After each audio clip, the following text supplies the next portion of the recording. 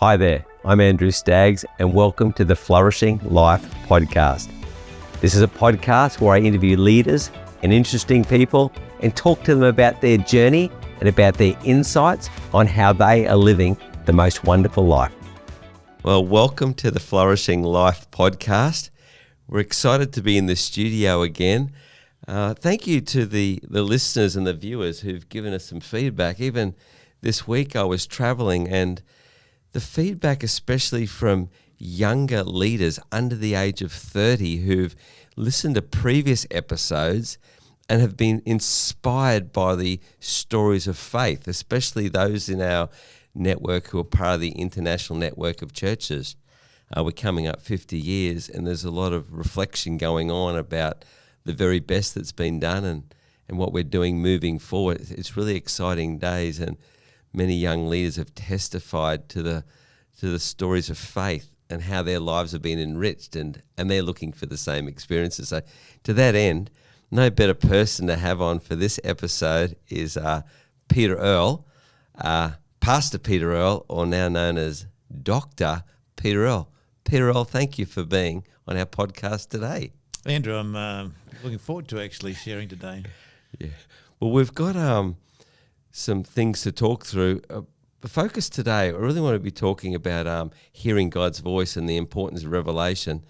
But before that, I first came to know Peter at the age of 30. I just turned my back on an accounting career and pursued the call of God and ended up at the School of Ministries at CHC. And Peter Earle was my dean, my principal. And we started the most wonderful journey then, didn't we? And I learnt so much, and it was the catalyst. It was the start of just another version of myself and my ministry. I remember Peter drinking in stories of faith, and you taught us things about the anointing and your passion for Oral Roberts. It was fantastic. I remember one chapel you were leading, you were just known to be so feisty and so passionate. And I remember in chapel one day, you said, you love this book, Expect a Miracle by Oral Roberts, My Life and Ministry. And for those looking online, here's a copy of that book. You just said, passionate outburst one day, if you've not read this book by Oral Roberts, you might as well put a full stop on your ministry right now. And I just remember just coming under awesome conviction, and straight after the break went straight out to the bookshop and bought the book. I don't know whether you got 20% commission from every sale of the book, but can you tell me why was that such a good book for us as students to read? I think there's a rarity, sadly to say, about people who really share their life story in ministry, warts and all, and successes. Like Oral Roberts, we have no appreciation in Australia of Oral Roberts. We probably think of him as a American TV evangelist and then put a full stop right there. Yeah. But he has an amazing life story of somebody who came up from nothing, amazing healing, and ended up with the biggest healing crusades in America at one time there, and then started without any education really, a minimum education, started up a university, and he's made a difference. And then he tells his life story, and particularly in the spiritual side of things, what happens to you in ministry and how you overcome them. And it's sharing those stories and giving those principles that I think make him special. And I don't really know anyone else who does it as well and does it as thoroughly. Yeah, I agree.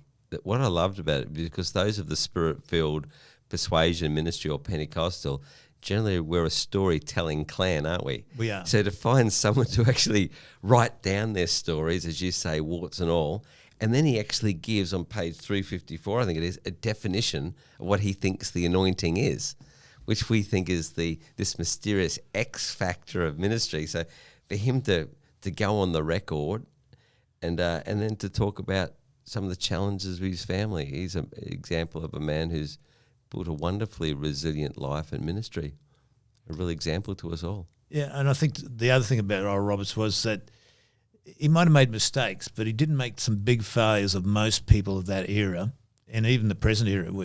He didn't make those mistakes, and he managed to make it right through to the end of his life. And I think that's something that to keep your integrity all throughout it's not easy to do when you get to that size of ministry. Yeah. Well, we started with Oral Roberts, but this is about you and your insights. How about you give us a quick summary of your life, just your various roles, length of ministry, and what it is that you're doing now, like the quick resume overview.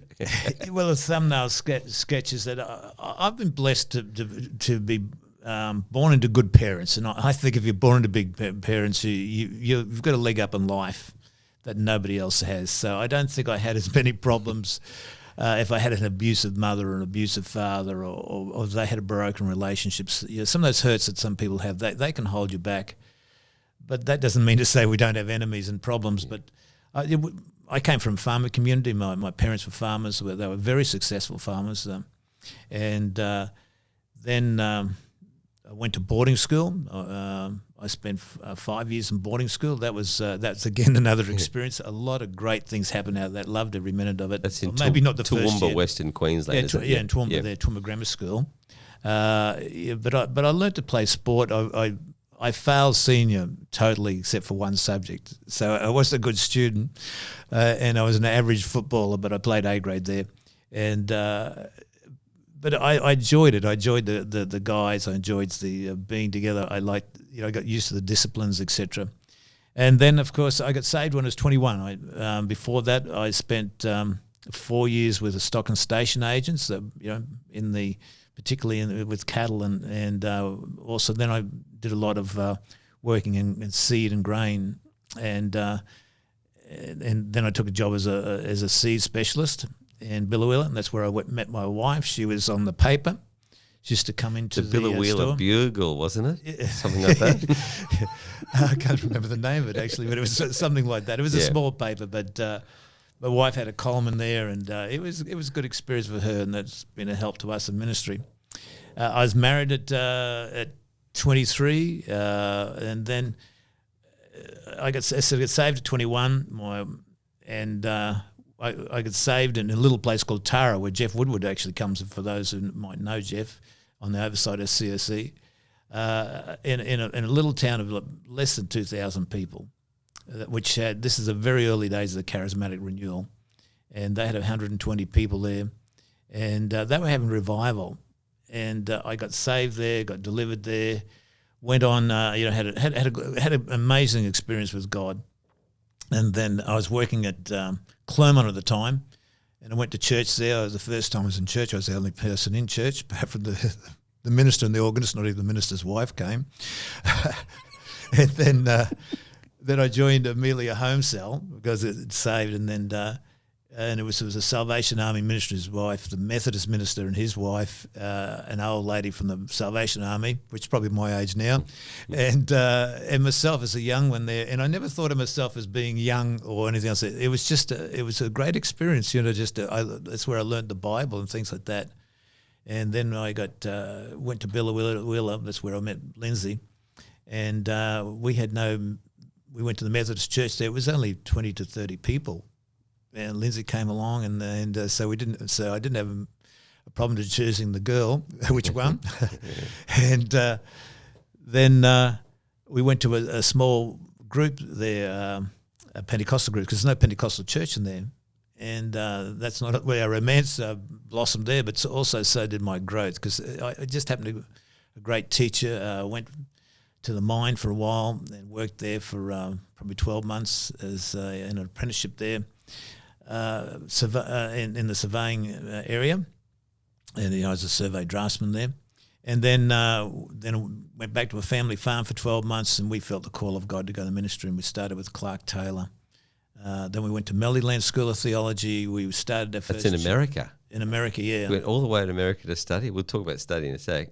And then you came back from there. We started the church in Bundaberg. We knew no one in Bundaberg, and we started meeting. And that went really well, the first meeting. I think we got 15 saved. We had about 75 there. I thought it was a revival.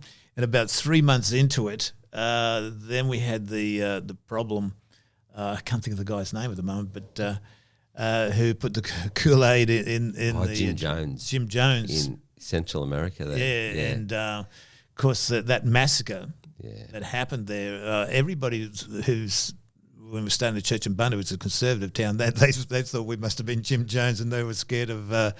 And when we started our first morning meeting with, we had 13 people. So that was really our real start. And then we battled on there for a while to grow and to break through. And we managed to double in size. And how many years were you in Bundaberg? We were in Bundaberg for 10 years. 10 years. Yeah. So we bought land, and we put a church on there.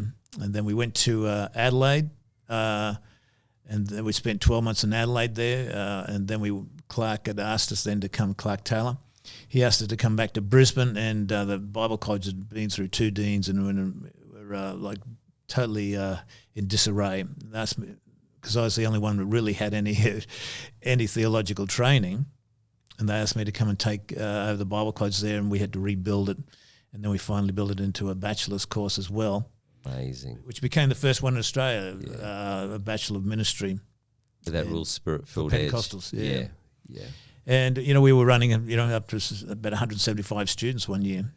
That were great. And so that was just great years. And then I said, went from Brisbane to America, back to Australia, wrote some distance education for them. Then we started a church in networks. We've been there for about 16 years now. You did a stint in Colorado too, Denver, Colorado. Yeah, Denver. We spent almost 4 years in Denver.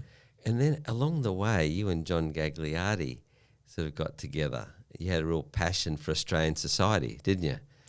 Yeah.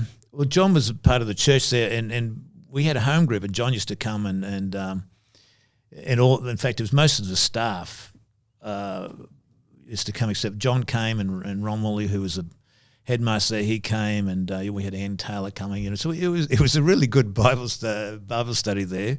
And John was at that stage. He was a journalist. He was running Australian Christian Lobby, and he had come and asked me to speak, and I made a mistake of speaking. Daniel, he felt a passion in me, and he wanted me to take it over. So we took that over for probably about 2 years, and it was probably I call it one of my best leadership ones. I managed to get a general of the army who used to be head of the SAS to come and resign and take over the ACL, which is now the that was a stint there, which I didn't feel as my calling, but I felt that I was just there for a time season to find the right person, and I think that happened. And you and Lindsay have been leading networks, is it 16 years now? Yeah. It's just going great. People have called you a forerunner. You've always broken through prophetically into the next, and I think even that quick thumbnail of your resume of your life just shows that, always doing something new. Like you were one of the first pastors ever to get educated, weren't you? Sort of in our movement, and then they sent you off to get some master's training as well. Not many people were doing that back then. This is how I've always seen you, always just breaking through, establishing a new normal, cutting a new pathway for other people to come behind you. Yeah, I think there's something about there's a God moment in there that you can't explain. I think God gives you a confidence and to do something that you've got no qualification. Well, the Bible College is a good example there. The Bible College, I wouldn't have even considered myself a teacher. I would have considered myself a preacher. It was a challenge for the first year there. And then when we started the School of Ministries and wanted to put in 2 years and 3 years, we started off with the diploma program. But they said I couldn't do it. And but we did it. There was a condition that I do a master's degree, but I never thought that I couldn't do it. And I didn't do it by myself. I had a lot of really good input and help. But I think if there's something I say I did have an ability to do is to pick the key things. There's a lot of things you can do, and there's a lot of information, but there's certain key things that make it go. And I had an ability to see what they were and push those things, do those things. And we literally did the impossible that other people couldn't do at that stage. You've got decades of history of doing that. Like, growing as a leader has always been important for you as someone as an admirer from a distance. Can you give us a quick summary of your learning journey and the awards that you've picked up along the way? Yeah, I think one of the keys that I've always felt that if you grow, everything else around you grows. Your family will grow, your marriage will grow. If you're running a church, it'll grow. If you're running a Bible college, it will grow. So if you grow, everything else grows around you, about you. And so that's the reason why I think I'm so keen on education. I mean, education itself has a death wish on it as well, because education without experience is a killer. I mean, it's eating from the tree of the knowledge of good and evil, but yet we know that we wouldn't be anywhere without education. We would be a backward country. It's education that's helped us, but it's also education that has put us into a lot of cultural issues that we probably don't like. So it's being able to say, hey, that I've got to know the difference between the two. Something that is truth, because education does hold truth, but it also holds a lot of things that aren't true, particularly values areas and philosophical areas. So, my education area, as I said, I wasn't very good at school. It wasn't that I couldn't be good at school. It's just I had no reason to be good at school. I was coming home to the family farm, therefore why did I have to pass senior? Yeah. Why was I doing calculus, at school, and doing technical drawing when I was going to be driving a tractor and running a property, and harvesting and running stock? It just didn't make sense to me, and so I didn't try. I was more interested in football. And we're in a boys' boarding school, so girls weren't there. So I didn't have that distraction, thank goodness. But when I got saved, it was just like something. Immediately knew I should go to Bible college. I knew that I needed knowledge. I knew that I didn't have enough in my tank, in my knowledge tank, to really build a church. And in fact, Clark Taylor was really quite against me going to America, because he said, we're in revival. You can do it. You got the Holy Ghost. But something told me said that no, I needed more than what I had, because I wasn't the person you would have picked. I was shy. I was a country kid. You wouldn't have picked me at all. I'm the person who would have been the back corner of the shadow that you would never have noticed. But God noticed me, and Clark Taylor noticed me, and I'm grateful for that. And so, went to America, which was. But you wanted to go to New Zealand though, didn't you? I did. I wanted to go to Lower Hutt. Yeah. With Frank Houston. It was the Pentecostal place to go. People being turned out. My father convinced me to go to America, because Mellyland, it was a church of 20,000. It's the first charismatic mega church in America. 20,000. It had a school of theology there that was credible. And so I went there for 12 months, and it was a great experience. I mean, just the experience, because it was a full-on Pentecostal church. People got saved every Sunday, 15 people every meeting, sometimes up to 100 every meeting, with miracle healing rallies. In fact, it's the only place I've ever been that they had a Thursday morning prayer meeting, a men's prayer meeting, that always got someone saved at the prayer meeting. I've never seen anyone saved in a prayer meeting since then. They were powerful years, because they had some exceptional lecturers there, like Rodman Williams. Who was the Kingdom of the Cults guy? Walter Martin, was it? Walter Martin, yeah. Yeah, that was a real seedbed for Pentecostal academia. You're thankful for your dad for directing you to go that way? Look, my dad's always been a mentor to me, and so I am extremely grateful for my father. Yeah. And it was a life-changing moment in our lives. And we have to sift out things like everything, from American culture back to here, and find out where we sit in the big picture. And then later on, you had to do a master's as part of the accreditation arrangement. Yeah. Where'd you go for that? I went to, originally I was going to go to Fuller, but it was in the years where Fuller was very fundamentalist, and Pentecostals were looked like being the extremists. Yeah. And the School of World Mission were actually very Pentecostal. The church grows. So they looked at things from a little bit more pragmatic and say, hey, the revival around the world is happening amongst Pentecostals, not amongst anyone else. And in fact, Peter Wade wrote the book, Look Out, the Pentecostals Are Coming. And it was through that church, he was the head of the chair for church growth at that stage, and then they put it into World Mission, because he was a missionary to South America.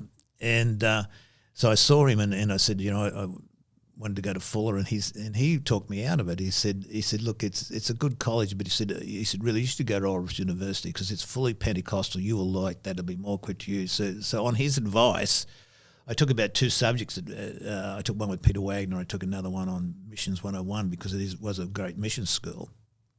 And then I went to did the 3 years there. I had to do the masters because to teach a bachelor's course you could have 1 degree higher, and that was part of the accreditation that I would do it. And I was doing it when we were doing the accreditation for it, so that's why I got passed for the Office of Education.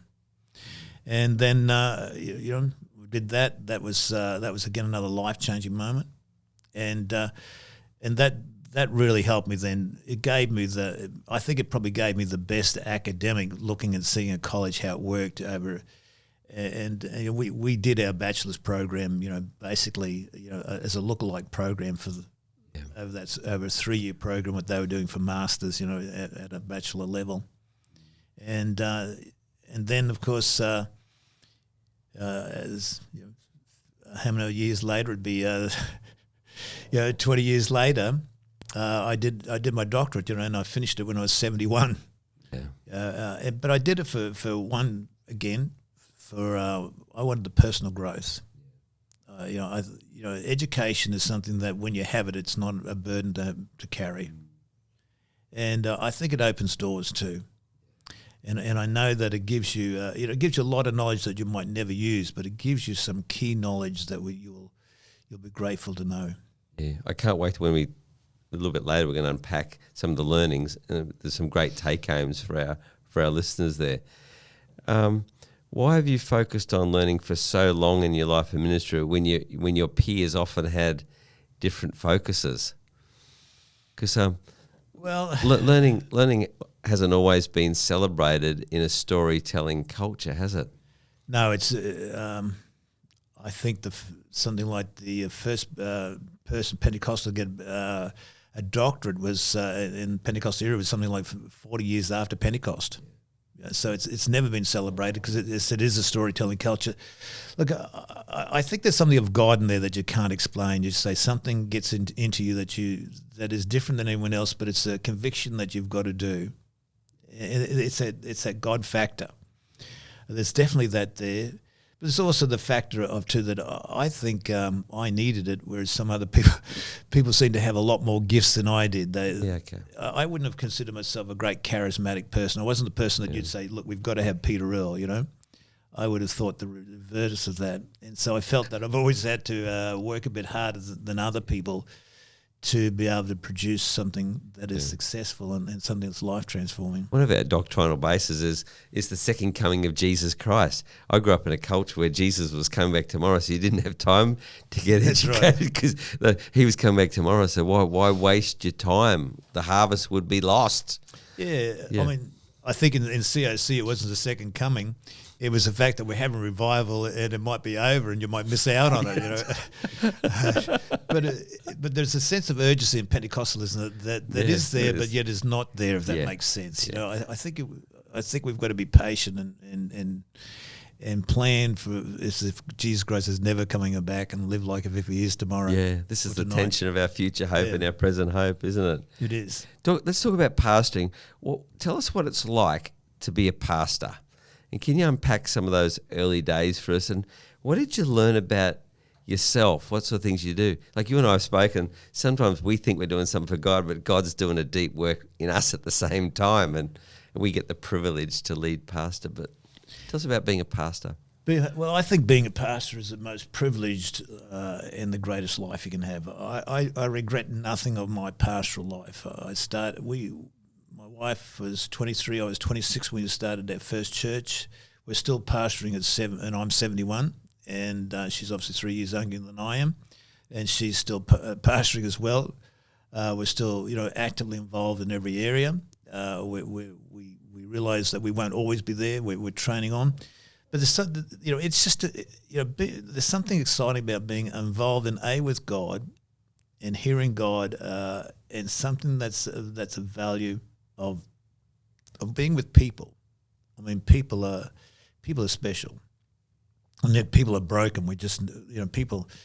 It's a privilege to have people share with you things I've never shared with anyone else. I've had older ladies who've been married for many years and said, I've never told my husband this, and they tell you a struggle that they had. What a privileged position to be on. And I think that it's those things. And by the other side, it's got to be the toughest thing I've ever done. It seems like, sometimes think, why am I here? I don't know whether I've ever really asked that question, why was I here, but I'm thinking like, this is a bad day. This is a bad season. I think there's a lot of these struggles we go through. I think, to me, the hardest ones are the political and the people issues. I think, looking back on it, if I could disinvolve myself in the political side, ministry would have been a lot better. But you can't. I've lived underneath 4 great leaders of COC. None of them been perfect, but all have been good leaders in their own right, and some have been extremely difficult to work for. Just personalities and opposites, the way they do, and you've got to work around these issues. And I think that's the hardest part. And and the personalities change. There's no one personality for a leader. So I think I've done some things and been in some issues there that I probably regret. But if I was to do it again, I'd probably do the same thing again. You don't have to give detail, but the politics stuff is you're saying the organisational dynamics of a growing denomination, like just dealing with difficult stuff, issues and people and different opinions and factions and things like that. Yeah, okay. And I remember like at one of our oversight meetings is one of the presidents saying, "Look, there's no such thing as a good decision today. We've got to make the best of a bad decision today." Wow. And that's the hard part of it, and there's fractions too. When you get by personalities, one believes they're right, because they're always strong men or women. Okay. Yeah, they're never weak, and they're always gifted, and they're always right. And so you're caught, and particularly if you're the second person or the third person or in that group. Yeah. You're caught in the middle, and sometimes you've got a loyalty to one and a loyalty to the other, and it's difficult decisions to make and very personal decisions. So that would be the hardest. But I don't regret those years. We certainly as COC, and I think every organisation must go through those areas. Personally, I think for myself, I would think the hardest thing is to hear from God and be able to put your life on that decision and being confident in hearing from God. I know for me, I've spent my life, tuning myself to hearing from God. Some people do a lot easier, I think, or appear to. Some people don't worry about it, probably to a certain extent, but I think if you can hear from God in the most difficult, situations, then it helps you, because you've got a lot of voices sometimes speaking to your mind and trying to.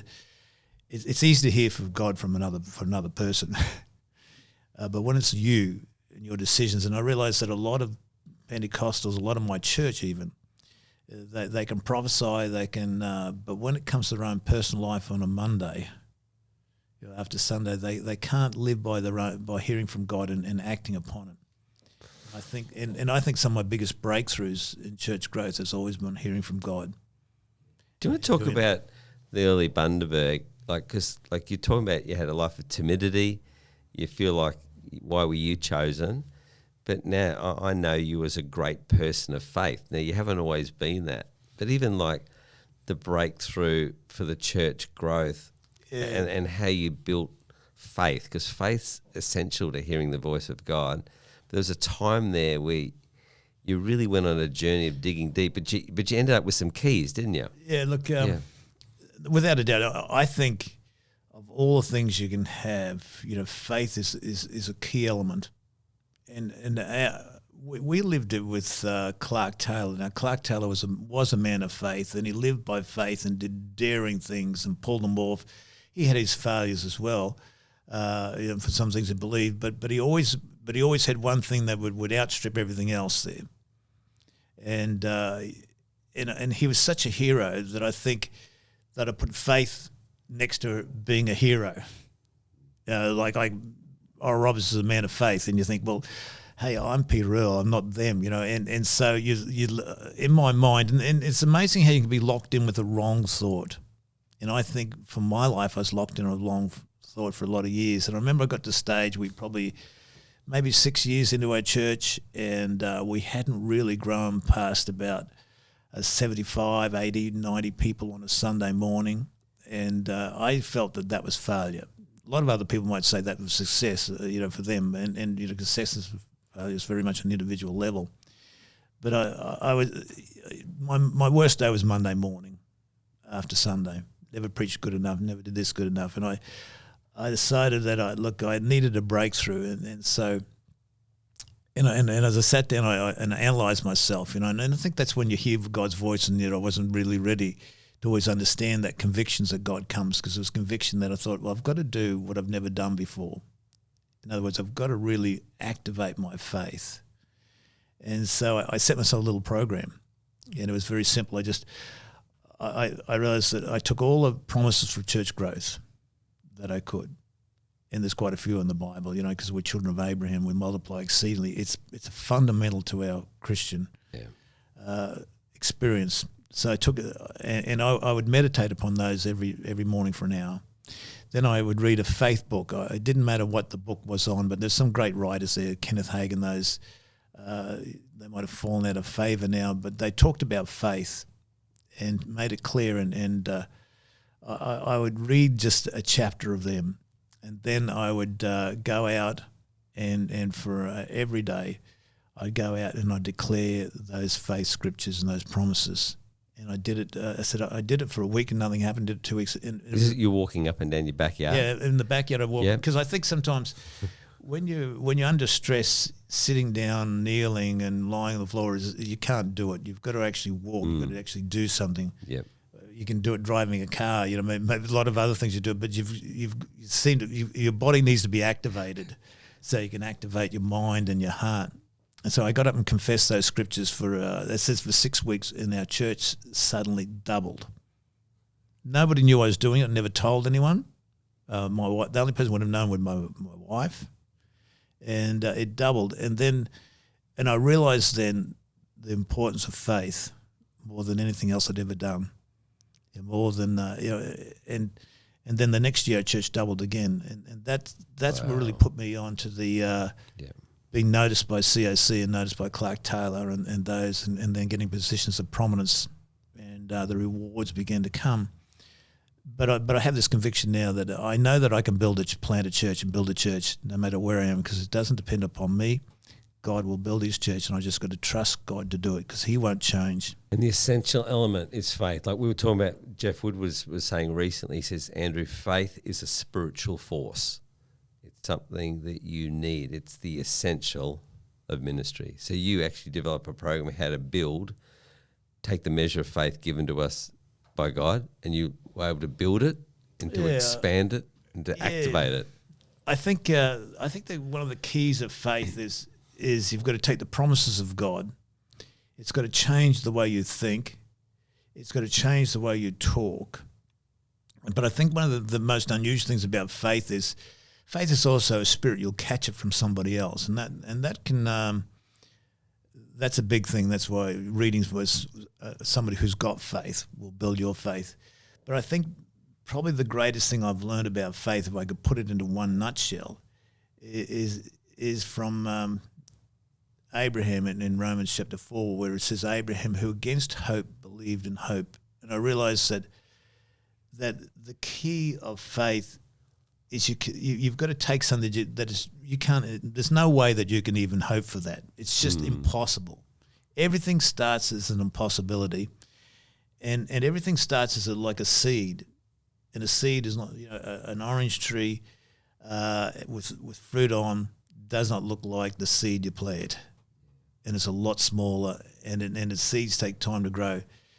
The kingdom of God is all about seeds. It takes about planting one little seed, and then believing for it to grow, taking a seed of truth, a promise of God. And it's this hope against hope. You've got to say, I can't even believe for this, but I'm just going to force myself to believe. It's a mental shift. And most people can't make that mental shift, I think, because they want to have hope. And a lot of people do start off that way, but after about 12 months of reality, then that's when they start to really feel as if God's let them down, blame others, etc., and look at the problem and not the promise. So the seed gets stolen. Yeah, the seed gets choked out. Speaking like a true seed merchant, like you were in the early years. I've always thought a farming background has been great for the Bible. That's what I was thinking. That without a doubt.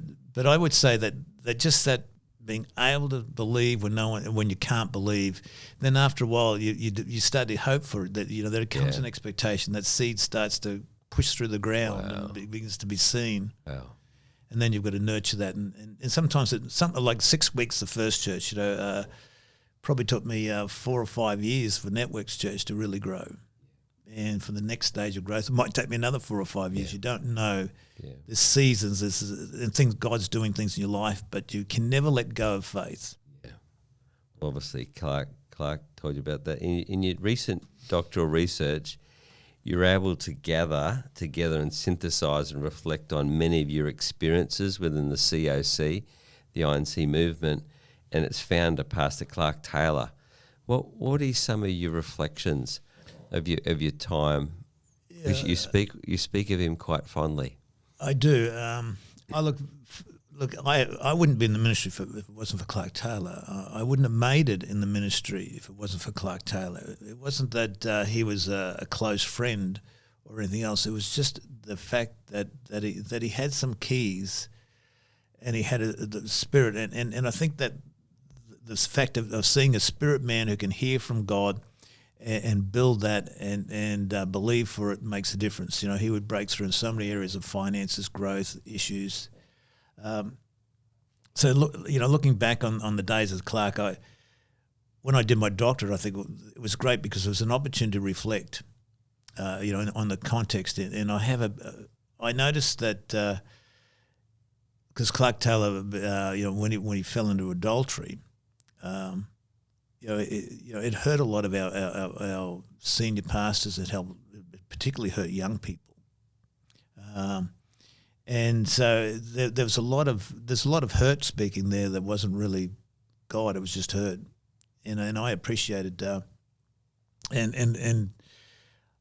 it was interesting when we'd get together. We as pastors, no one else was around. All we'd talk about was Clark. But yet they didn't want to have anything to do with him because of his failures. And I realised that if you didn't live with faith and didn't have those characters of faith, and those certainly in the mid days of COC, then you weren't accepted. It's like, there's a DNA that comes in a movement. God's called us for a purpose, and He's given us gifts, and we've got to keep to those gifts. Our history is very important, and I've got a couple of quotes in my thesis there by management experts that say that you cannot go against the original founder of the organisation, that their charisma that they had, that will be the DNA of that movement, and they can't, and it'll put the keys, and you've got to keep an element of that, although you've got to change, and things do change, but there's elements you've got to keep. I think wisdom is finding out what those elements are. To me, it's that spirit and that's faith that we've got. Well, one of them, he had an essential belief in people and the call of God in people's lives. How did he do that with you? Wasn't there a moment about the farm, and then Clark was there? The people, and Clark obviously had insight. I think one of his great gifts is when you're a spirit person, you know things. People would know Clark from the word of knowledge and the platform, but he had it was insight. He looked at me in the farm, when I was on the farm, came and said, "You'll build a church of 400." My father wasn't that happy that I'd go in the ministry, really. He would have been because you were supposed to take over the family farm. Yeah, I was to take the family farm, yes. You turned your back on that. Yeah, so that was a hard day to tell my father that I was going to the ministry, and I guess, but that's where God helps you too. There's a knowledge, the call of God makes you do things that you wouldn't normally do, and makes you have hard discussions that you never would have had before, or ever wanted to have before. So to me, that was important. That following that call, as soon as I got saved, I knew that I was called to go in the ministry. and I knew I wouldn't be fulfilled without doing that. That was my life calling, and and the reason I've stayed in ministry is because of the call. My wife sometimes asks me when I'll retire. I said, well, when the call stops. Yeah, I know it might be a flippant answer, but there's a huge truth in that. I cannot stop till God stops. There'll come a time when I'll have to, and I do prepare for that time, but I'll still work as hard as I can to fill the call of God in my life. An amazing insight to understand everyday Australians, but it seemed to him too. He was an educated man himself, wasn't he? Well, he had books on his bookshelf, studied at a theological college. Yeah, well, he's only one subject away from getting a master I should say bachelor of theology, which in Australia a bachelor of theology is an extremely hard degree. Yeah, it'd be one of the hardest. You'd have to go to science or something like that. To find something that's equivalent, I would think, but I think what really changed us, we were Methodists, so we had a lot of similarity with Clark, and when I did my study, I realised that a lot of Clark's, although he learned a lot from being Pentecostal, being filled with the Spirit, but a lot of his hidden beliefs were still as Methodists, from John Wesley, because John Wesley was a revivalist, Clark was a revivalist. John Wesley was a very disciplined man. Clark was extremely disciplined. Clark would talk about God consciousness, but that was a Wesley thought. But Wesley wouldn't use that term. He used the term awareness of the Spirit. Yeah. The thing that I was when I studied, because I studied, I wanted to know the foundations behind Clark, and Wesley was obviously the first 100 members of Christian Outreach and were predominantly Methodist, and most of the first pastors were all Exodus Methodist farmers for some reason. But what I noticed when I started to read John Wesley's, particularly his diary, he would not measure a meeting on its size. He'd say, I went to such and such today, and it'd be just a small sentence in his diary. And he said he'd measured on the presence of God that was in the meeting, which if you were to talk to Methodists today, they wouldn't understand what you're talking about probably. But he had and that's what, and that. But Clark had that, didn't he? Clark had that all the time. Everything was about the presence of God and the awareness of that Spirit. And he was in that era and happened to be in the group that did believe in the presence of God, in revivalism, and Clark would talk about God consciousness. Like Wesley would say, he wouldn't open his Bible to read it till he first sensed an awareness of the Spirit. Yeah, and I think there'd be a lot of Pentecostals who would not even understand that. They might understand the anointing, but something that would come down after worship. They wouldn't think of being aware. And it's that God consciousness of when you can retain that on a daily basis and retain it throughout the day, I think that's life transformational. Yeah. It's been great watching you over 6 years come with these revelations, which was part of your doctoral process. Last week you gave me a copy. I'm loving this. These are bound copies of the thesis, and then it comes with a great workbook, which makes it a very useful piece of study. This is not going to be a piece of work that's just going to sit on a library shelf. This is literally living and active. Can you give us a bit of an overview? Because not many people understand doctorates, but what was your big idea? What were you trying to research? And then we can go through some of the key findings that people can apply today. Yeah, the big research was basically would daily disciplines, because in spirituality there's a lot of talk about disciplines. And disciplines have been, for spiritual people, disciplines have been the key, daily disciplines, particularly with the mystics and things like that, and particularly with John Wesley. They were known as Methodists because of their disciplines, their daily disciplines. Oh, the methods. Yeah, it was methods, yeah. Okay. Yeah, Methodists. So there was a core of it. So I wanted to find out and say, what disciplines, because we never taught disciplines so much in the movement. And yet everybody, but throughout history they did. And so I looked at the history and said, well, what disciplines would help us to number one, build faith, and to what degree would it build faith, and so we can make decisions from hearing from God personally. Yeah, and so that's the base of my there. And so we set up a program. Basically, that's where I had to start off with a prayer guide, and we developed 6 disciplines, major disciplines, and we built about 12 minor disciplines that back that, and we wrote the theology of that, and we wrote the prayer book there, and we set it over 8 weeks. We did it in Networks Church because the idea of a doctorate is to narrow things down. So that's why I said it, but it will apply to any person, any church, particularly Pentecostals. But if I had to put it to everybody, then I would have had to need another 2 years to and I didn't have that time left in the degree. It took me 6 years to do as it was. I finished it probably about 9 months early, which then they would have cancelled my doctorate, and then I'd have to start again somehow. So I took these disciplines over 8 weeks. Basically, the first discipline was awareness of the Spirit, learning people to be aware of God. God is everywhere. God is total knowledge, but He is here. We're just not aware that He's here. Yeah. But just silencing our mind and giving God space, because I think one of the keys of building the Spirit and growth in the Spirit is where you give your mind to. Tanya Lumen, a secular anthropologist and psychologist from Stanford, so it's kind of like really high qualifications there.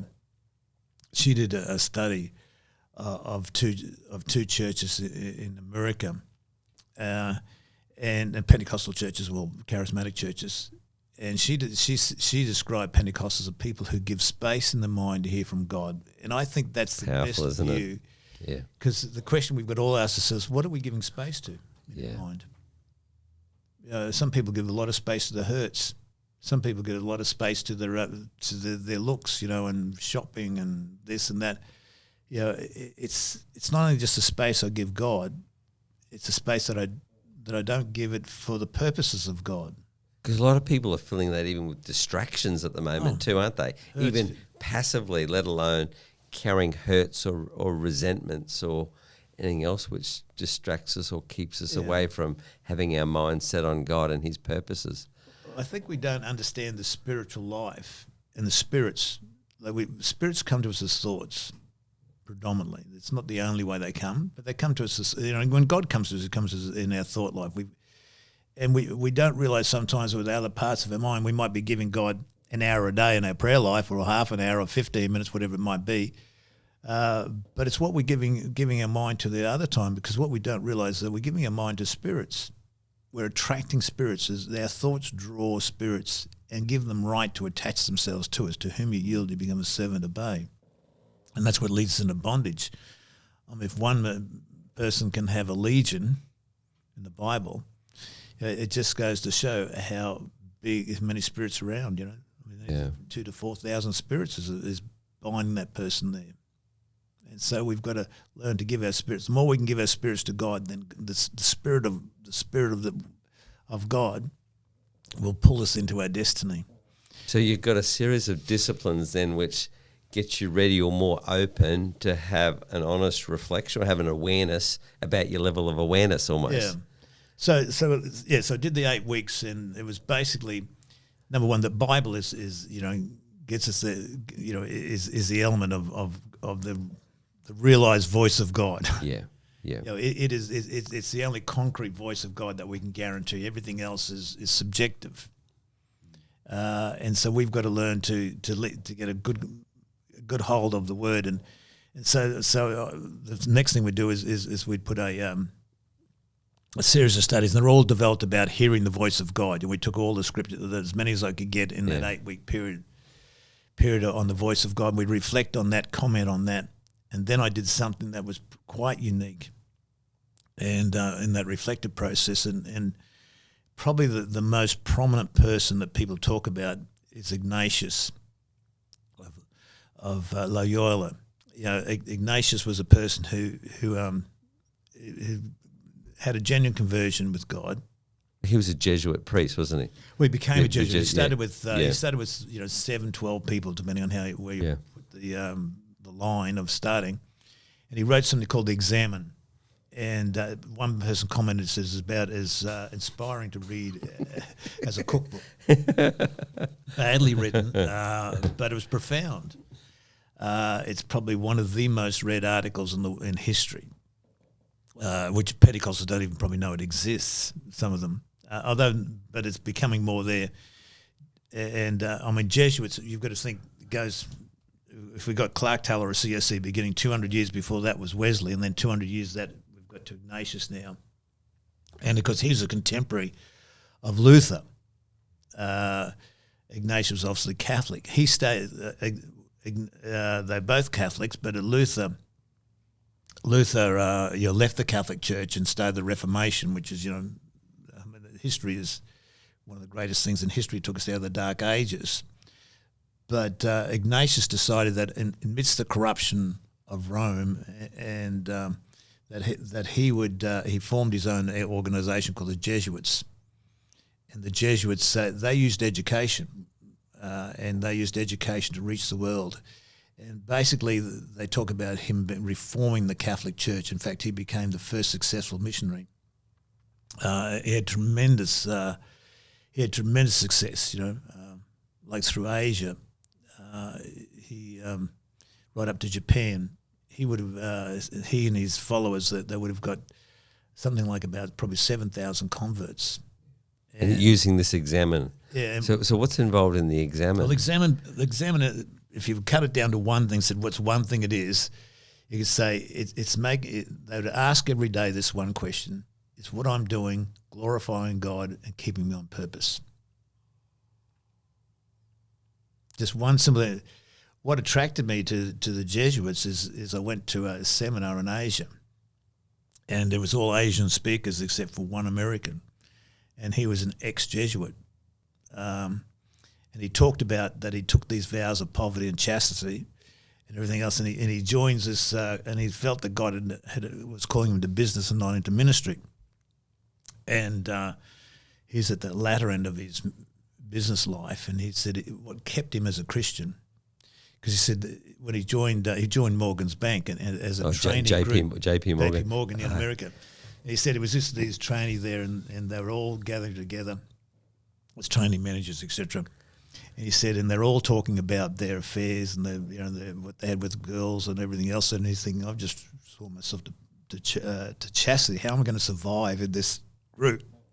He's the very first speaker that they had in the training that they had. He stood up from JP Morgan's and he said, "We will make you filthy rich." It was his exact statement. He said, and I've sworn to poverty. He said, I'm going to remain my Christianity in this environment. He said, the reason I've been successful is that every day I kept what was called examens. He'd ask that question, is what I'm doing bringing glory to God? And I'm keeping on purpose. He said, if it wasn't for that, he said, I would not be here today. And that attracted me. And of course, they had a list of particular examens, which just say, ask questions about, have I sinned? Am I doing things like that? And confessing sin. So it's like a practice of forensic assessment of everything that's going on in your thought life, your practice, and then it gives a moment for you to repent. It does, and it had a gift of discernment in there too. Like he's discerning the spirits is very easily for Ignatius. He realized that if he thought bad thoughts, wrong thoughts, he'd feel down, depressed, discouraged. But if he felt good thoughts, he'd feel elated. So he made this speech on basically what's called consolation and desolation. Is what I'm thinking bringing me down, or is it consolation? Is it bringing me upwards? And so they judge his thought life and his emotions. So it was more than just what he did, but it was his thought and emotions, and that's what made the spirituality. Because ultimately, spirituality is developed on what you think, what you talk about, and ultimately what you feel. A lot of people think about what they think about, but they don't ever think do they match their feelings with their beliefs. I think Clark Taylor used to call it felt truth. Truth must be felt. If Clark would use the illustration. He said I could sit in an exam and write a theological essay on the greatness of God, and and all I'd be thinking about, gee, was I'd like a hamburger when I finish this. Think about his hunger. He says there's a mismatch between what he was writing and what he was feeling, and that's and that applies to all of us. We've got to match those two up. So what a tragedy it is to live an unexamined life. Exactly. Because that's why people are drifting, and they've got all sorts of ailments. They're not even aware that they're partnering with other forces, and amazing insight. You've got a strong belief system, Peter, around obviously the spirit realm, that we've got a physical and a spiritual world. It's almost like this is seamless when you understand some of the things that you're talking about. Yeah. I think a number of encounters. I was always attracted to positive thinking when it first started off. There's positive thinking books, and it's easier said than done. But it wasn't that I didn't know what to do. Is the fact is that I just didn't do it. Yeah. And then I had some encounters with God, just in little areas. For instance, if you were asked me how I was going, I'd tell you how I was going. And truthfully, I'd say, "Oh, look, I'm having a bit of a bad day. This is happening."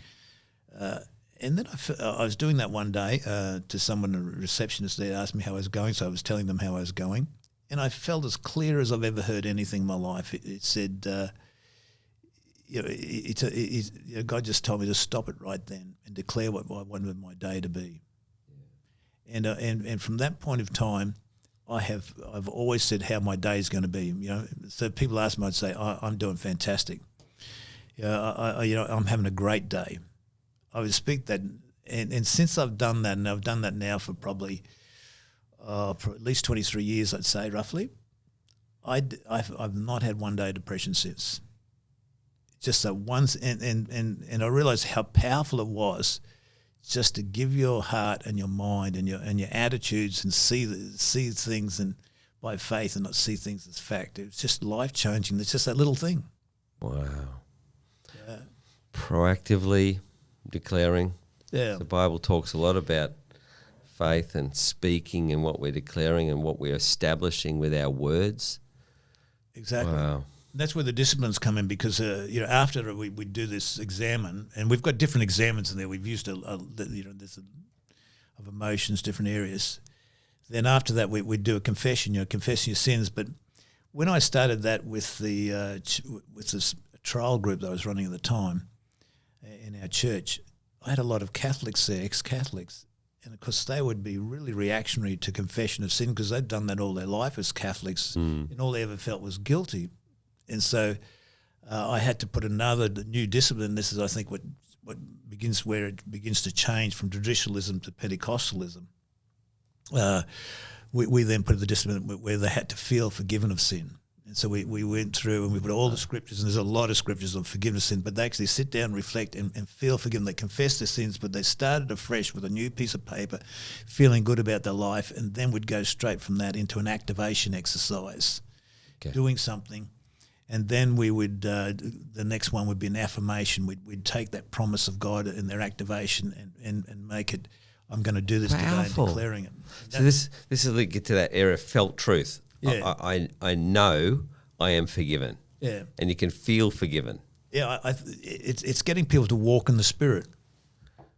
Wow.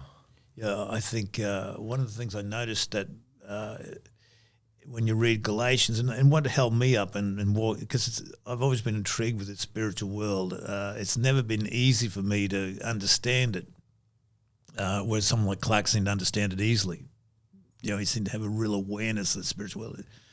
I'm a lot slower learner than he was. But I think, because I couldn't understand Galatians 5, it says, it talks about the works of the flesh, and then it says just walk in the Spirit. And I'd say, well, how do you do that? He doesn't tell you how to do it. Yeah, okay. And then I realized that, and then it wouldn't talk about the works of the Spirit. It'd talk about the fruit of the Spirit. And I'd say, well, I'm trying to get the fruit of the Spirit. But then I realized that, hey, life is about that. We've been given the fruit. We've got to eat of that fruit.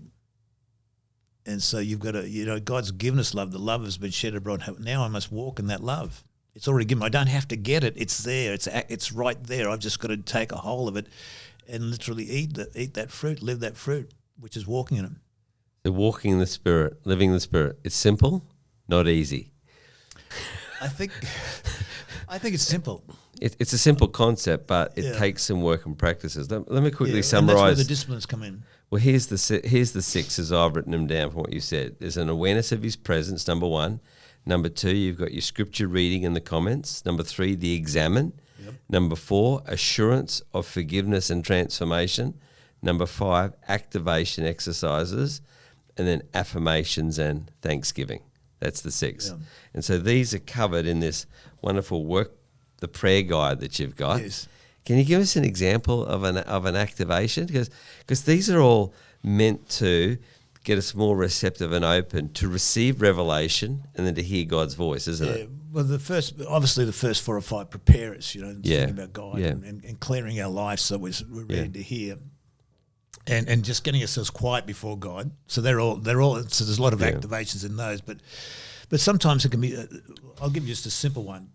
Just something simple. Just starting every day with a blank piece of paper and just ask the question, God, what do you want me to do today?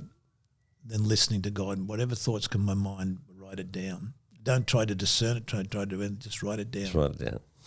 Just something as simple as that. Okay. And it can come a little bit more of this advanced exercises in there, which we've used in a lot of things, but perhaps another simple one, what I think is probably the most important one, really, and most helpful one, particularly for anybody. Take the church list, of membership list in the church, so the people that you're associated with in your organisation, the leaders, and just every day sit down and get with the person, because we're looking for revelation. What we're really doing is prophesying over people's lives, but with revelation and prayer. And so we just take that name and say, it'd be Andrew Staggs. God, I'm just saying, God, what is God saying to Andrew Staggs? Give me a scripture for Andrew Staggs, and just writing down a scripture. What is there? And then praying about that. And just doing that on a day-by-day basis, praying through that list there. And as you begin to do it, the more you do it, then you'll start getting revelations, because it grows. You'll start saying, in your prayer life, you'll say things that just, where'd that come from? Okay. And it'll start to increase, and then you'll find yourself not just praying for Andrew, you'll actually find yourself having prophetic words for Andrew. So now you might have a scripture prayer, and then you can, then I would say, Andrew, look, I'm only beginning at this, but I really felt this scripture was for you, and I really felt God was saying, this is for you there. I might be wrong, because I think you've got to always be humble. That's the key of being the Spirit. God blesses the humble, not the proud. We make mistakes. Mistakes are not our problem. It's not admitting the mistakes or feeling we're superior or trying to give superior. I've got a word for you type. That's pride. It ultimately becomes control. But when I ask and say, Andrew, I can make a mistake. You judge that. Then I've given control off me and on Andrew. Andrew's now got control. I'm not responsible for it. And as soon as I do that, you'll either say, no, at the moment it doesn't mean anything, and that's okay. Failure's okay. I'm growing.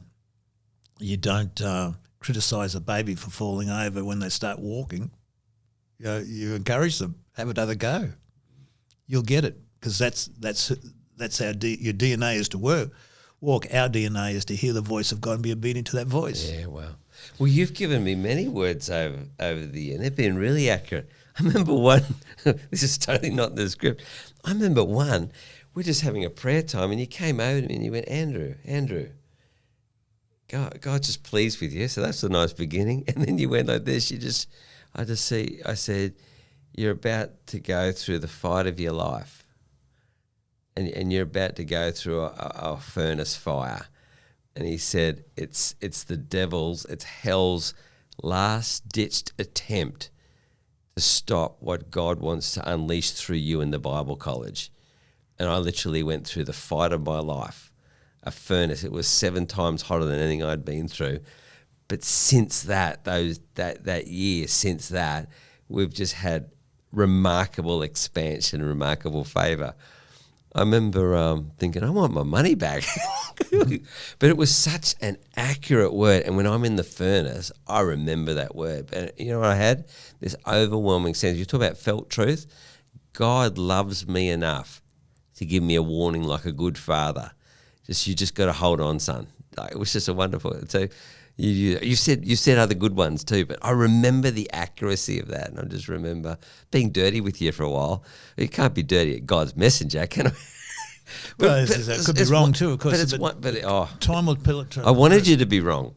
Yeah, would be all. But it was the gracious God giving me intelligence or revelation to help me to move into my destiny. Look, I wish people had said those words over me when I went through some of my trials. Yeah. It would have made them so much easier. I mean, just someone who can get. Sometimes people can show you that, it's like a compass to say, this is your misdirection. Just take 2 degrees this way, and things will change. Because I'm amazed at God. It doesn't take sometimes much change to put you into a new season, a new place with God. But often it's the now word of God, isn't it? Through the people of God. And if you don't practice those things and regularly do it, I read Sean Boltz said that a person who's prophesying, and I would consider Sean Boltz one of the world's best prophets at this stage. He said, till you've prophesied of people 200 times, 200 prophecies, he said, you won't even begin to know what the prophecy really is. I thought, wow, that's a lot of mistaken prophecies and unknown prophecies. But it's that season where you're not confident, where you're beginning, you hear part, you don't understand it, you may be wrong, you may be right, but you've got to have a go. You've got to take a step in the water and just say, trust that God's in it. And occasionally you might find yourself walking off the wrong end of the boat, but it's better to make a mistake than not.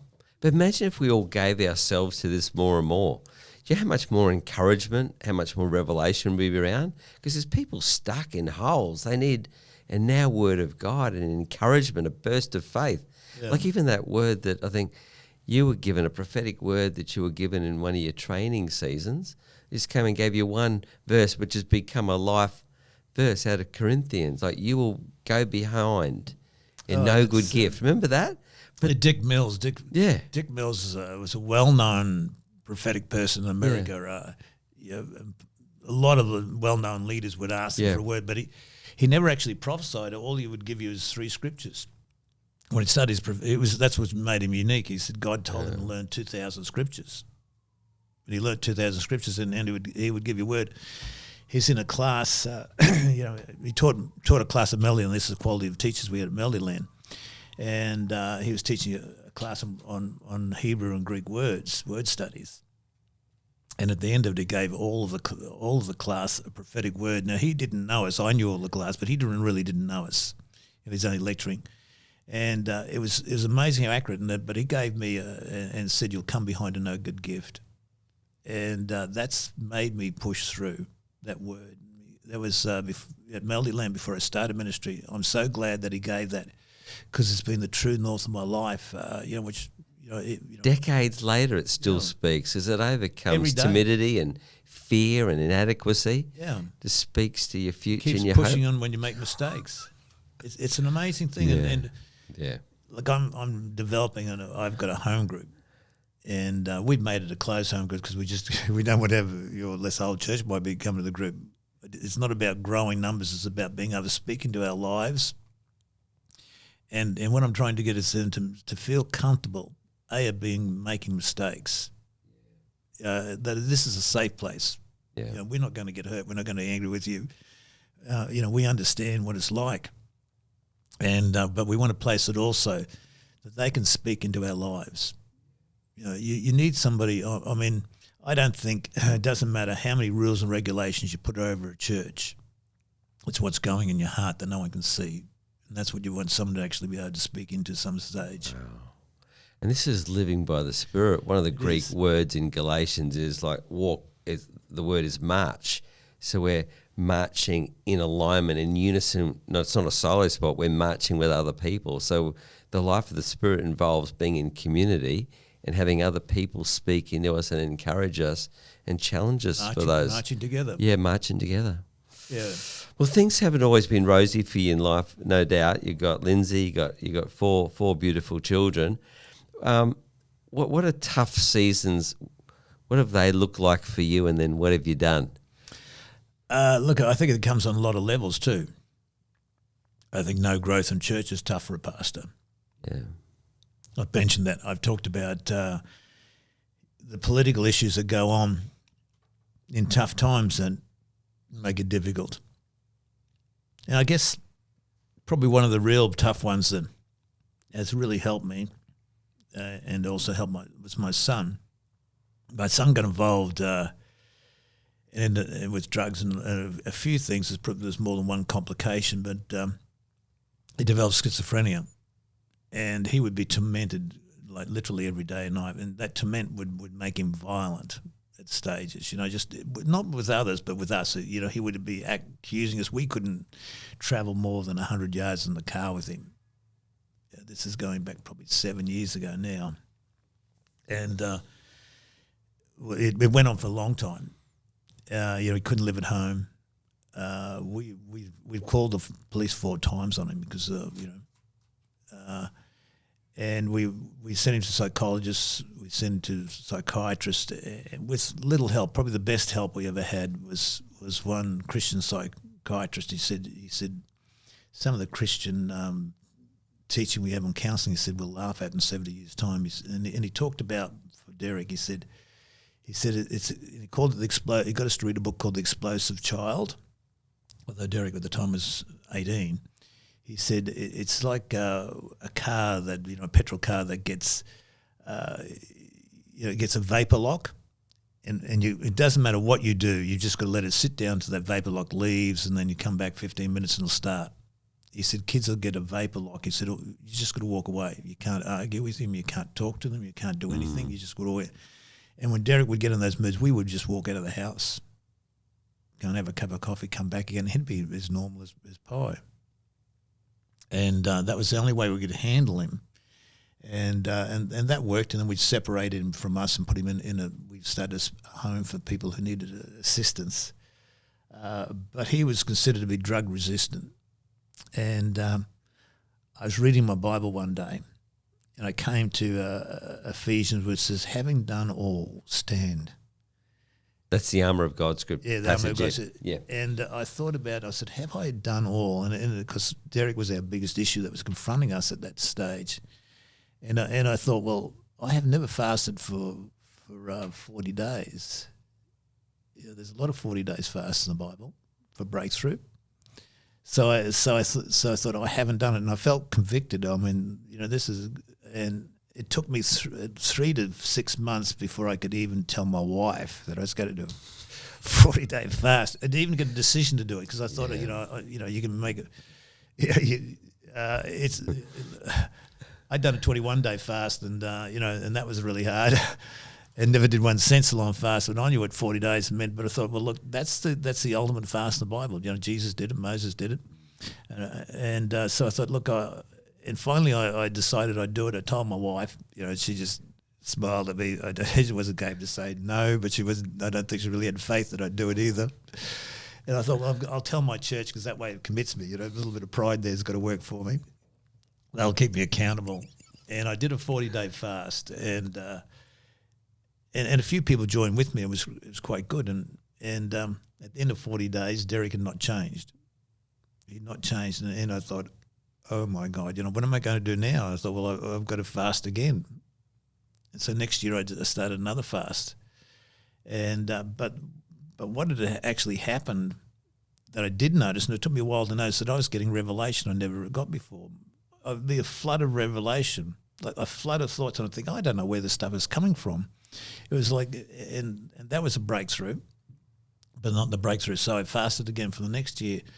About 30 people joined us, and I think about 4 people actually did the whole 40 days. Other one might have done one day, and we fasted again and again. Plenty of revelation, but no breakthrough. And then I thought, well, I've got to dig in it deep again. So next year we did another 40-day fast. This time, and Lindsay, who, I don't think she'll mind me saying it, but my wife Lindsay, she had never been able to fast a day. that, she'd never successfully got through a day. She'd get through a couple of meals, and that was, that'd be the end of it. So she said, "Oh, look, I'm going to join the fast." And I thought, "Oh, well, this will be good to see." I didn't say that. I'm not that silly. And anyhow, she wrote it up the door on the day one, pull it off. We did way down day 2, day 3. She did the whole 40-day fast, fluids only, which is like the grace and merit of God. I think about another 10 people did it with us. Full 30-day fast, and they would look forward to this fast because they realise that when we fast together, it'd make it easier for everybody else. And then we got the breakthrough with Derek, and drugs that which were drug resistant now worked. Although Derek is on drugs, he's a delight to have around the home. He's a wonderful young man, isn't he? He prays every week on the Friday. He's one of your best prayer supporters. Yeah, we've been praying now for at least 6 years, maybe 7 years. And Derek would have missed hardly a prayer meeting in 7 years. Breakthrough. I can't say that about anyone else, but I can say that about Derek. Yeah. And the key came by revelation. Yeah, by revelation. So what do you think God was doing? You think 1 40-day fast, that should do the trick. What's God, through your season of pain and challenge, but you did it in community of people. So what do you think was going on there? What do you think God was actually doing, and what was God's plan for all this, do you think? Well, that's a very good question. I would say a couple of things that I could probably point to. I think number one, we need each other. I don't think we do anything alone.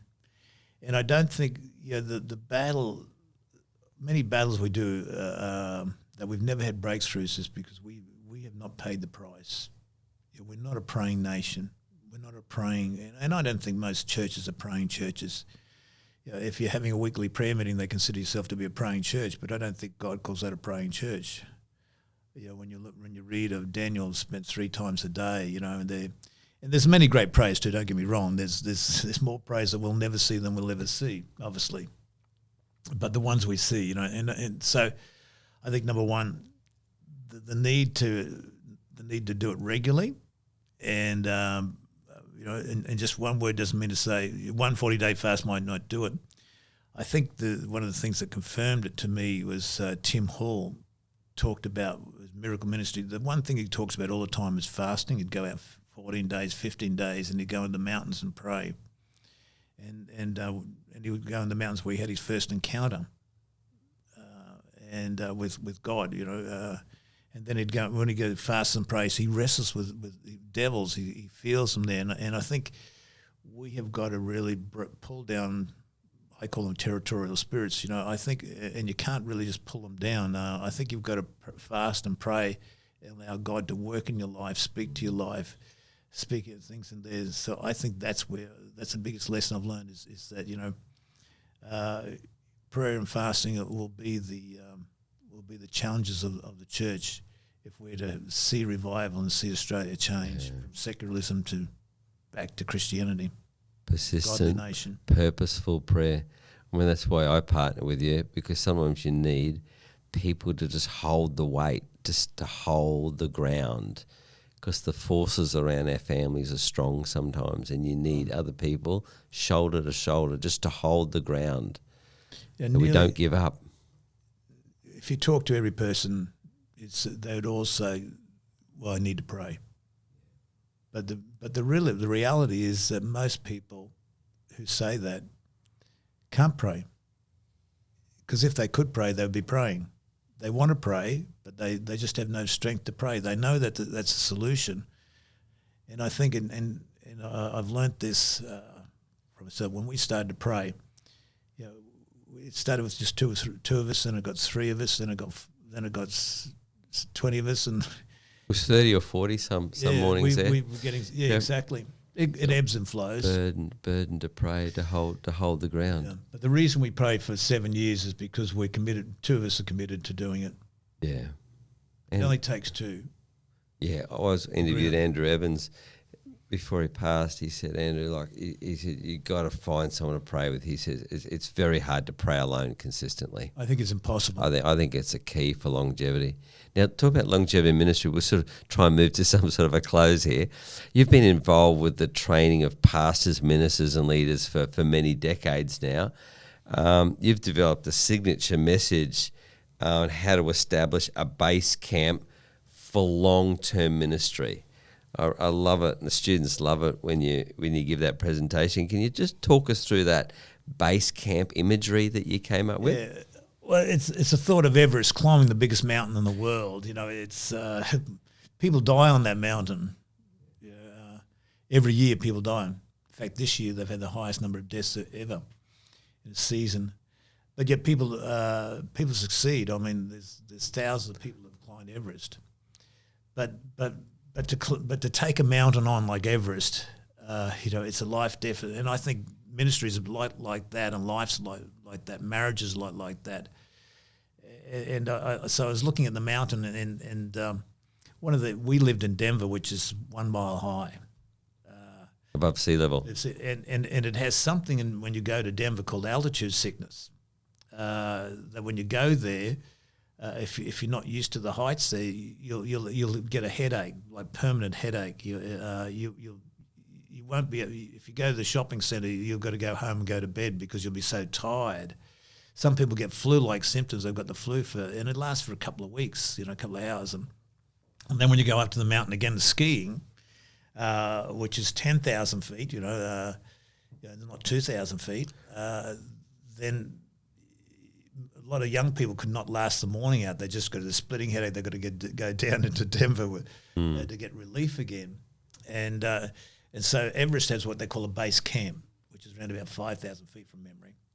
And in this base camp is where they learn to adjust to the altitude sickness, the rarefied air that they've got there. And I think in ministry, we've got to have a base camp. There's a place where we've got to learn to get used to the altitude, to the season there, and I think that's there's a base camp where we learn how to pray, where we learn how to hear the voice of God, where we learn to get the call of God. It's all at base camp. In other words, to become a spiritual person, and you can't climb Everest without an instructor. Yeah, and you've got to get someone else to carry your weight. You won't do it yourself. You need a Sherpa. And that's community. So that's where you get the community. You've got to get geared up. Because you've got winds, you've got you can get frozen. People die with frostbite. They get altitude sickness. Walk off the mountain, and it can happen at any time. To even experienced there. And there's something else about Everest which was quite interesting too. Is Everest has a place where they call it the death zone. Everest is 27,000 feet. I think it's around about 2,000 feet less than that. They call it a death zone. What happens in that death zone? Because at 10,000 feet, no oxygen, no plants grow. In Denver, we could ski over that area of the mountains there because they had 14,000. They had something like over 14,000 foot mountains there, and so no plants will grow there. Because there's not enough oxygen. But when you get to the death zone, which is getting up to around about 26,000 feet, is that there's not enough oxygen for your body to live, and so your cells start dying. And so a climber doesn't realise that he's dying. He's already got it dying. And I think that's what happens to a lot of ministers. They get so busy, they get so pressured, they've climbed so high, higher than anyone else has ever gone, and they don't know they're in the death zone, and they don't have enough oxygen in the spirit to sustain that living at that area. Yeah, because you've got to bring oxygen in, and they've climbed there without bringing oxygen in. Now they've got to bring it in, and I think there's a lot of and that's where I think the life of the spirit comes in. You've got you can do you can get to a certain stage, the spirit with gifts. Yeah, and even acclimatization, but you really will need extra oxygen to get to that level there. Yeah, it's a powerful metaphor for longevity ministry because not a lot of people go the distance. I remember the Making of a Leader author, the Clintons. He did analysis of 1,000 leaders in the Bible, then zeroed in 100, and he said less than 25% finished well. That was one of his big ideas, that very few finish well. I'm glad I was prepared. Like, there's a couple of formations I reckon we have in our life. There's our spiritual formation, and there's our formation of a leader, ministerial formation, then our strategic formation. A key part of my strategic formation as a minister was 3 years under your leadership at the School of Ministries. That was a fantastic version of a base camp that got me ready. Had a couple of get a clue moments about the weight of ministry that was coming on me. But it really, that 3-year dedicated training camp when you were the principal really did set me up from my 30s onwards. I think in training anybody you've got to get into a place where training is happening, and you've got to be in an accountable place. And I think that's one reason that every person in Bible college at that stage got involved in a department. They were actually working in real life situation times and experiencing some of the things we're talking about. There'll be plenty of chance to learn forgiveness. Plenty of chance not to hold hurts and grudges, because all those things will come in ministry. I think one of the great strengths is I remember we went through one time in ministry where Lindsay and I got really hurt, and probably didn't know we were hurt so much as we probably reacted in this respect that if you were to mention 3 names to me, I would have got kind of angry on the inside with the thought of them, because I felt they were injustices, and I realised you've only ever have to forgive an injustice, never a justice. And now that's my view. They might have a different view. I'm not saying that I really was just, but as far as I was just, so I would talk, and we were going for prayer for 3 hours a day with a couple of pastors, and I'd tell my situation, because when you've got a hurt, you keep on talking it. It speaks all the time. Because it's, as you said before, it just fills your mind all the time. Yeah. Yeah, they call it the trauma that remains. Yeah, okay. And so it remains, and so you talk it out. And one of the guys said to me, Peter, he said, you've got to bless those who despitefully use you from the attitudes. And he said, I want you to pray blessings over these 3 people. Well, I wanted God to curse them and then to get justice. I didn't want to bless them. I was thinking the reverse. Can they drop dead or something? But maybe not as graphic as that. But that's how you got these emotions running in. And I remember the first time they forced me to do it, because I think they got sick of me complaining. They forced me to, and I remember I can still remember the first time I prayed for this particular person to be blessed. It was hard. I did say it. I don't know whether I felt it right at that time, but they kept on. And every time we get together, every day, they'd make me bless these people. But it changed my life. I don't know whether I'm sure it didn't change the people that I prayed for. I'm not saying they'd still doing the bad thing, but that's immaterial. It changed. I realised the issue was not them; it was what was going on inside me. Yeah, I think that's the key of even a base camp. We've got to learn to fight internally, not externally. We know our weapons of warfare are mighty and not against flesh and blood, but against principalities and powers. But it's the hurts from these principalities and powers that really hook us. Yeah. And but just praying for people, blessing people, is that can turn your life around. Set yourself free. I think that's what saved me, and the reason why I didn't quit ministry at that stage. It's certainly the reason why my wife is still in ministry. Talking to Dave McDonald yesterday, and he said, repentance, is your best friend. It's a good phrase. Yeah, but you're saying forgiveness. Forgiveness is almost like a gift you give yourself, isn't it? It is. But it's about longevity, isn't it? What's going on in our heart, what we fill our minds with. Have you got a final thought for the people listening? Just a big idea, something we haven't covered yet. Because I've been really enjoying our time together, but we will have to stop at some stage. I hope that I've covered everything. Yeah. But I think that the key is, if I was to summarise a couple of things, I would just say, look, God didn't design us. He prophesied over dead bones that they become a mighty army, and in one body.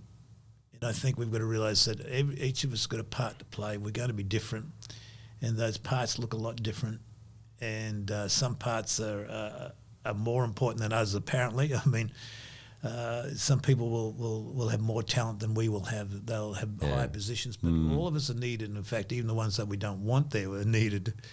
That somehow they keep us normal and keep us real and keep us there. I think the key is never give up. I mean, God has an answer, and if you seek Him and can hear His voice, you've always got a light to that final path. Yeah. But if you quit on God, and if you don't get the help of people, because you won't do it alone, you can't climb up Mount Everest alone.